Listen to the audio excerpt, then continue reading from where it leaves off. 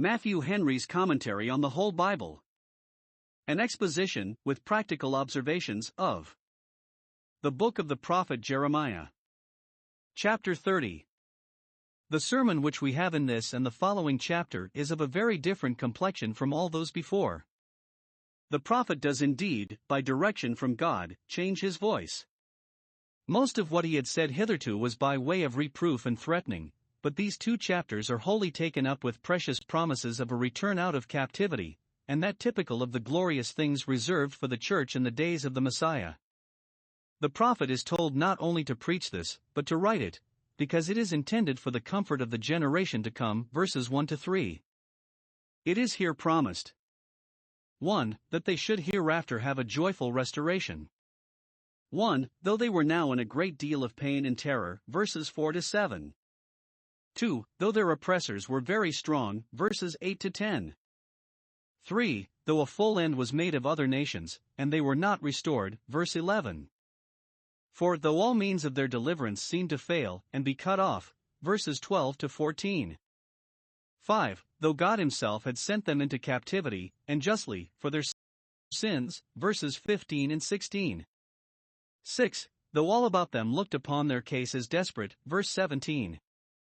2. That after their joyful restoration they should have a happy settlement, that their city should be rebuilt. Verse 18. Their numbers increased. Verses 19 and 20. Their government established. Verse 21. God's covenant with them renewed. Verse 22. And their enemies destroyed and cut off. Verses 23 and 24.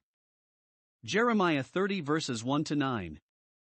Here, 1. Jeremiah is directed to write what God had spoken to him, which perhaps refers to all the foregoing prophecies. He must write them and publish them, in hopes that those who had not profited by what he said upon once hearing it might take more notice of it when in reading it they had leisure for a more considerate review.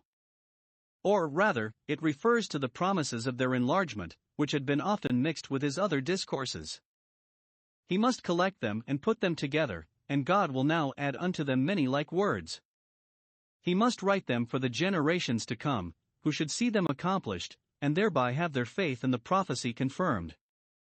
He must write them not in a letter, as that in the chapter before to the captives, but in a book, to be carefully preserved in the archives, or among the public rolls or registers of the state.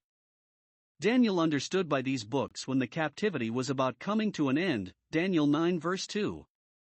He must write them in a book, not in loose papers, for the days come, and are yet at a great distance, when I will bring again the captivity of Israel and Judah, great numbers of the 10 tribes, with those of the 2. Verse 3.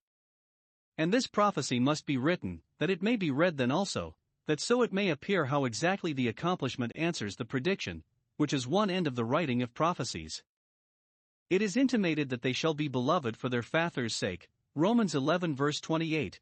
For therefore God will bring them again to Canaan, because it was the land that he gave to their fathers, which therefore they shall possess. 2. He is directed what to write. The very words are such as the Holy Ghost teaches. Verse 4. These are the words which God ordered to be written, and those promises which are written by his order are as truly his word as the 10 commandments which were written with his finger. 1. He must write a description of the fright and consternation which the people were now in, and were likely to be still in upon every attack that the Chaldeans made upon them, which will much magnify both the wonder and the welcomeness of their deliverance. Verse 5. We have heard a voice of trembling, the shrieks of terror echoing to the alarms of danger. The false prophets told them that they should have peace, but there is fear and not peace, so the margin reads it. No marvel that when without are fightings within are fears. The men, even the men of war, shall be quite overwhelmed with the calamities of their nation, shall sink under them, and yield to them, and shall look like women in labor, whose pains come upon them in great extremity, and they know that they cannot escape them. Verse 6. You never heard of a man traveling with child, and yet here you find not here, and there a timorous man, but every man with his hands on his loins, in the utmost anguish and agony, as women in travail, when they see their cities burnt, and their countries laid waste. But this pain is compared to that of a woman in travail, not to that of a deathbed, because it shall end in joy at last, and the pain, like that of a traveling woman, shall be forgotten. All faces shall be turned into paleness. The word signifies not only such paleness as arises from a sudden fright, but that which is the effect of a bad habit of body, the jaundice, or the green sickness. The prophet laments the calamity upon the foresight of it. Verse 7. Alas! For that day is great, a day of judgment, which is called the great day, the great and terrible day of the Lord. Joel 2 verse 31, Jude 6, great, so that there has been none like it. The last destruction of Jerusalem is thus spoken of by our Savior as unparalleled, Matthew 24 verse 21. It is even the time of Jacob's trouble, a sad time, when God's professing people shall be in distress above other people. The whole time of the captivity was a time of Jacob's trouble, and such times ought to be greatly lamented by all that are concerned for the welfare of Jacob, and the honor of the God of Jacob. 2. He must write the assurances which God had given that a happy end should at length be put to these calamities. 1. Jacob's troubles shall cease, he shall be saved out of them. Though the afflictions of the church may last long, they shall not last always. Salvation belongs to the Lord, and shall be wrought for his church. 2. Jacob's troublers shall be disabled from doing him any further mischief, and shall be reckoned with for the mischief they have done him. Verse 8. The Lord of hosts, who has all power in his hand, undertakes to do it. I will break his yoke from off thy neck, which has long lain so heavy, and has so sorely galled thee. I will burst thy bonds and restore thee to liberty and ease, and thou shalt no more be at the beck and command of strangers, shalt no more serve them, nor shall they any more serve themselves of thee. They shall no more enrich themselves either by thy possessions or by thy labors. And 3.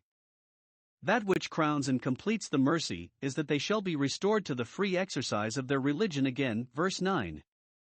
They shall be delivered from serving their enemies, not that they may live at large and do what they please, but that they may serve the Lord their God and David their king, that they may come again into order, under the established government both in church and state. Therefore they were brought into trouble and made to serve their enemies, because they had not served the Lord their God as they ought to have done, with joyfulness and gladness of heart. Deuteronomy 28 verse 47. But, when the time shall come that they should be saved out of their trouble, God will prepare and qualify them for it by giving them a heart to serve him, and will make it doubly comfortable by giving them opportunity to serve him. Therefore we are delivered out of the hands of our enemies, that we may serve God. Luke 1 verses 74 and 75. And then deliverances out of temporal calamities are mercies indeed to us when by them we find ourselves engaged to and enlarged in the service of God. They shall serve their own God, and neither be inclined, as they had been of old in the day of their apostasy, nor compelled, as they had been of late in the day of their captivity, to serve other gods. They shall serve David their king, such governors as God should from time to time set over them, of the line of David, as Zerubbabel, or at least sitting on the thrones of judgment, the thrones of the house of David, as Nehemiah. But certainly this has a further meaning. The Calvi paraphrase reads it, they shall obey, or hearken to, the Messiah, or Christ, the Son of David, their king. To him the Jewish interpreters apply it. That dispensation which commenced at their return out of captivity brought them to the Messiah. He is called David their king because he was the son of David, Matthew 22 verse 42, and he answered to the name, Matthew 20 verses 31 and 32. David was an illustrious type of him both in his humiliation and in his exaltation. The covenant of royalty made with David had principal reference to him, and in him the promises of that covenant had their full accomplishment. God gave him the throne of his father David, he raised him up unto them, set him upon the holy hill of Zion. God is often in the New Testament said to have raised up Jesus, raised him up as a king, Acts 3 verse 26, 13:23, 33. Observe. 1. Those that serve the Lord as their God must also serve David their king, must give up themselves to Jesus Christ, to be ruled by him. For all men must honor the Son as they honor the Father, and come into the service and worship of God by him as mediator. 2. Those that are delivered out of spiritual bondage must make it appear that they are so by giving up themselves to the service of Christ. Those to whom he gives rest must take his yoke upon them. Jeremiah 30 verses 10 to 17. In these verses, as in those foregoing, the deplorable case of the Jews in captivity is set forth, but many precious promises are given them that in due time they should be relieved and a glorious salvation wrought for them. 1. God himself appeared against them, he scattered them. Verse 11, he did all these things unto them. Verse 15. All their calamities came from his hands, whoever were the instruments, he was the principal agent. And this made their case very sad that God, even their own God, spoke concerning them, to pull down and to destroy. Now, 1. This was intended by him as a fatherly chastisement, and no other. Verse 11, I will correct thee in measure, or according to judgment, with discretion, no more than thou deservest, nay, no more than thou canst well bear. What God does against his people is in a way of correction, and that correction is always moderated and always proceeds from love. I will not leave thee altogether unpunished, as thou art ready to think I should, because of thy relation to me. Note, a profession of religion, though ever so plausible, will be far from securing to us impunity in sin. God is no respecter of persons, but will show his hatred of sin wherever he finds it, and that he hates it most in those that are nearest to him. God here corrects his people for the multitude of their iniquity and because their sins were increased, verses 14 and 15. Are our sorrows multiplied at any time, and do they increase? We must acknowledge that it is because our sins have been multiplied and they have increased. Iniquities grow in us, and therefore troubles grow upon us. But 2. What God intended as a fatherly chastisement they and others interpreted as an act of hostility. They looked upon him as having wounded them with the wound of an enemy, and with the chastisement of a cruel one, verse 14, as if he had designed their ruin, and neither mitigated the correction nor had any mercy in reserve for them. It did indeed seem as if God had dealt thus severely with them, as if he had turned to be their enemy, and had fought against them. Isaiah 63 verse 10. Job complains that God had become cruel to him and multiplied his wounds. When troubles are great and long, we have need carefully to watch over our own hearts, that we entertain not such hard thoughts as these of God and his providence. His are the chastisements of a merciful one, not of a cruel one, whatever they may appear. 2. Their friends forsook them, and were shy of them. None of those who had courted them in their prosperity would take notice of them now in their distress, verse 13. It is commonly thus when families go to decay, those hang off from them that had been their hangers-on. In 2 cases we are glad of the assistance of our friends, and need their service. 1. If we be impeached, accused, or reproached, we expect that our friends should appear in vindication of us, should speak a good word for us when we cannot put on a face to speak for ourselves, but here there is none to plead thy cause, none to stand up in thy defense, none to intercede for thee with thy oppressors, therefore God will plead their cause. For he might well wonder there was none to uphold a people that had been so much the favorites of heaven. Isaiah 63 verse 5. 2. If we be sick, or sore, or wounded, we expect our friends should attend us, advise us, sympathize with us, and, if occasion be, lend a hand for the applying of healing medicines. But here there is none to do that, none to bind up thy wounds, and by counsels and comforts to make proper applications to thy case. Nay, verse 14, all thy lovers have forgotten thee. Out of sight, out of mind, instead of seeking thee, they forsake thee. Such as this has often been the case of religion and serious godliness in the world, those that from their education, profession, and hopeful beginnings, one might have expected to be its friends and lovers, its patrons and protectors, desert it, forget it, and have nothing to say in its defense, nor will do anything towards the healing of its wounds. Observe, thy lovers have forgotten thee, for I have wounded thee. When God is against a people, who will be for them? Who can be for them so as to do them any kindness? See Job 30 verse 11.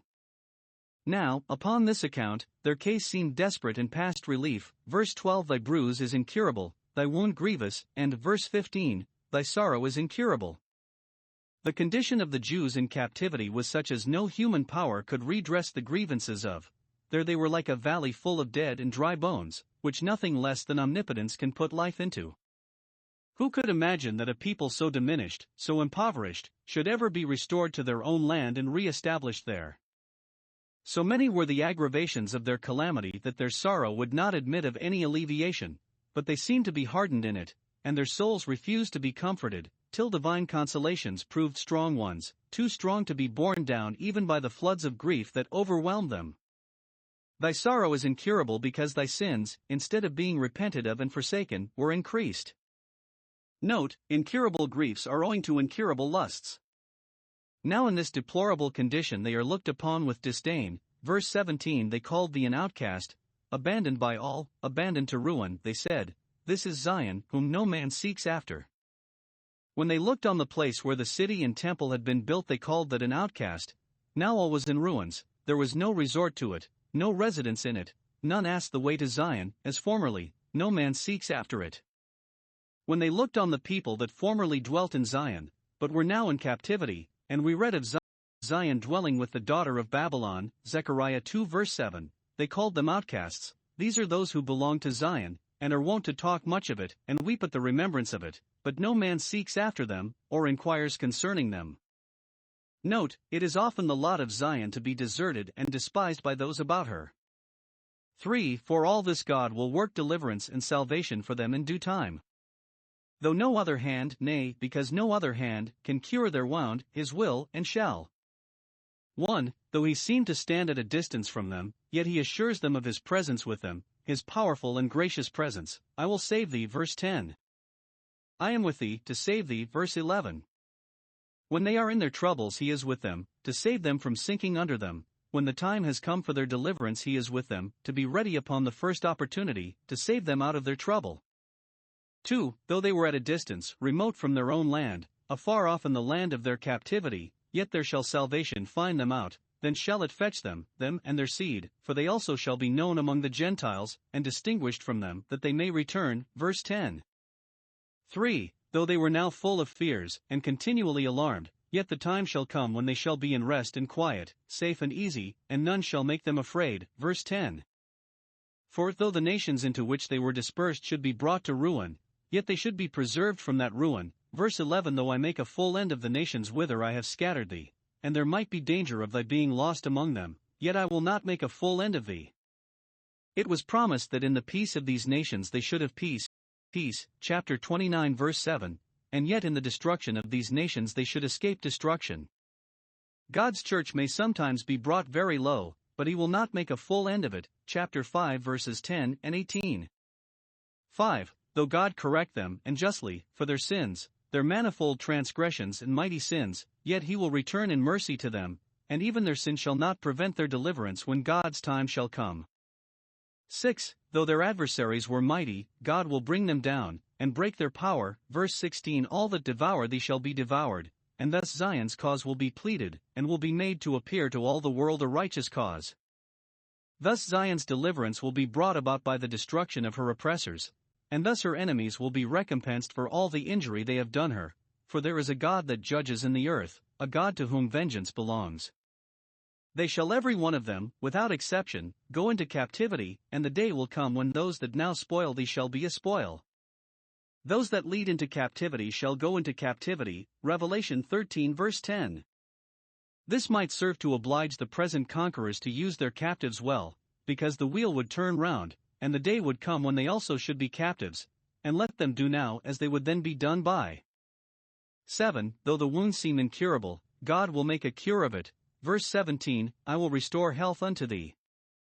Be the disease ever so dangerous, the patient is safe if God undertakes the cure.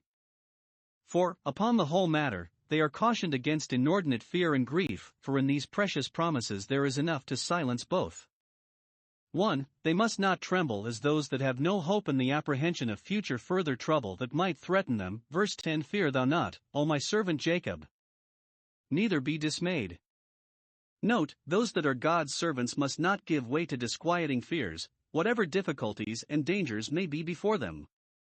2. They must not sorrow as those that have no hope for the troubles which at present they lie under. Verse 15. Why criest thou for thy affliction?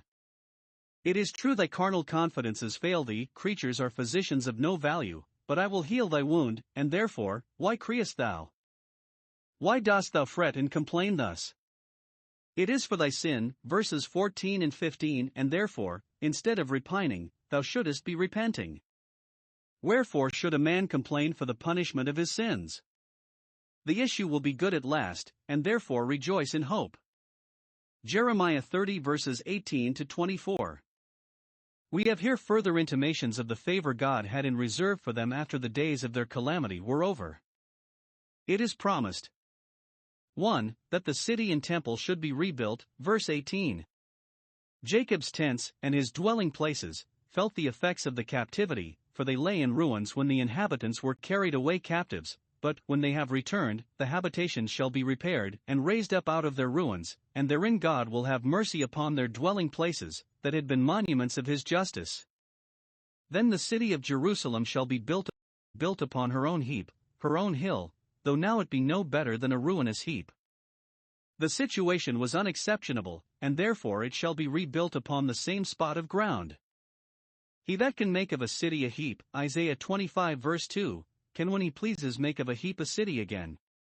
The palace, the temple, God's palace, shall remain after the manner thereof, it shall be built after the old model, and the service of God shall be constantly kept up there and attended as formerly. 2. That the sacred feast should again be solemnized, verse 19. Out of the city, and the temple, and all the dwelling places of Jacob, shall proceed thanksgiving, and the voice of those that make merry. They shall go with expressions of joy to the temple service, and with the like shall return from it. Observe, the voice of thanksgiving is the same with the voice of those that make merry, for whatever is the matter of our joy should be the matter of our praise. Is any merry? Let him sing psalms. What makes us cheerful should make us thankful. Serve the Lord with gladness. 3. That the people should be multiplied, and increased, and made considerable, they shall not be few, they shall not be small, but shall become numerous and illustrious, and make a figure among the nations, for I will multiply them, and I will glorify them. It is for the honor of the church to have many added to it that shall be saved. This would make them be of some weight among their neighbors. Let a people be ever so much diminished and despised, God can multiply and glorify them. They shall be restored to their former honor, their children shall be as aforetime, playing in the streets, Zechariah 8 verse 5, they shall inherit their parents' estates and honors as formerly, and their congregation shall, both in civil and sacred things, be established before me. There shall be a constant succession of faithful magistrates in the congregation of the elders, to establish that, and of faithful worshippers in the congregation of the saints. As one generation passes away, another shall be raised up, and so the congregation shall be established before God. 4. That they shall be blessed with a good government, verse 21. Their nobles and judges shall be of themselves, of their own nation, and they shall no longer be ruled by strangers and enemies, their governor shall proceed from the midst of them, shall be one that has been a sharer with them in the afflictions of their captive state, and this has reference to Christ our governor, David our king, verse 9, he is of ourselves, in all things made like unto his brethren. And I will cause him to draw near, this may be understood either.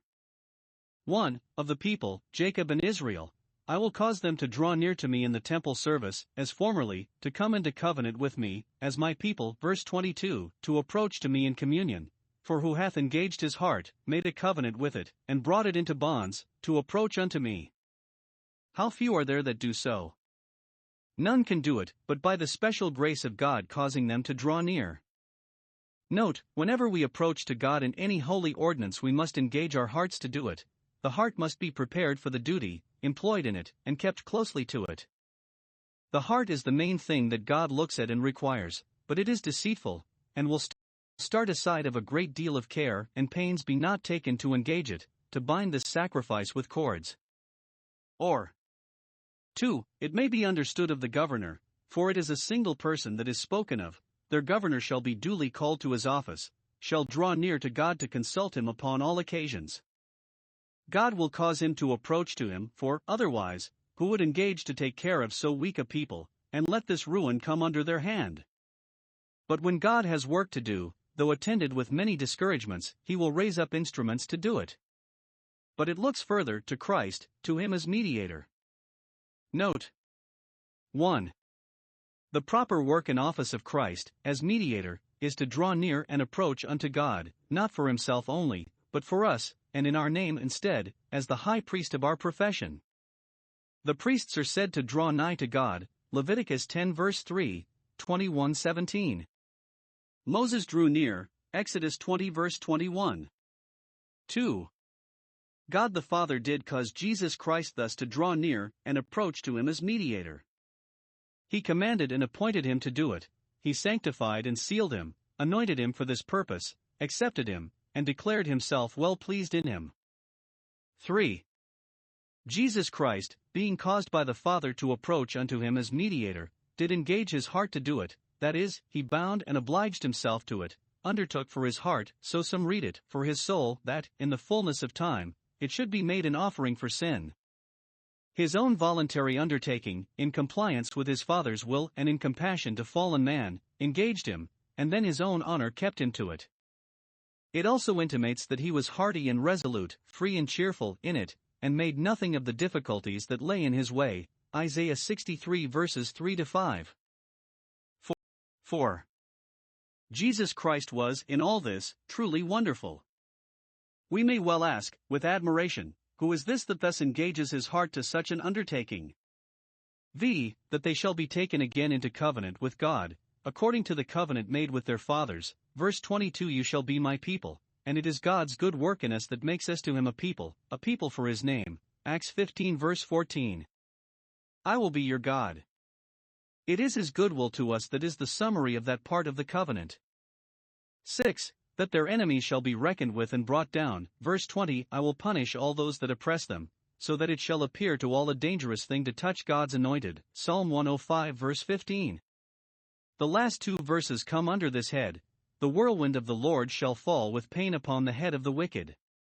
These two verses we had before, chapter 23 verses 19 and 20, there they were a denunciation of God's wrath against the wicked hypocrites in Israel, here against the wicked oppressors of Israel. The expressions, exactly agreeing, speak the same with that. Isaiah 51 verses 22 and 23, I will take the cup of trembling out of thy hand and put it into the hand of those that afflict thee. The wrath of God against the wicked is here represented to be 1. Very terrible, like a whirlwind, surprising and irresistible. 2. Very grievous. It shall fall with pain upon their heads, they shall be as much hurt as frightened. 3. It shall pursue them. Whirlwinds are usually short, but this shall be a continuing whirlwind. 4. It shall accomplish that for which it is sent, the anger of the Lord shall not return till he have done it. The purposes of his wrath, as well as the purposes of his love, will all be fulfilled, he will perform the intents of his heart. 5. Those that will not lay this to heart now will then be unable to put off the thoughts of it. In the latter days you shall consider it, when it will be too late to prevent it.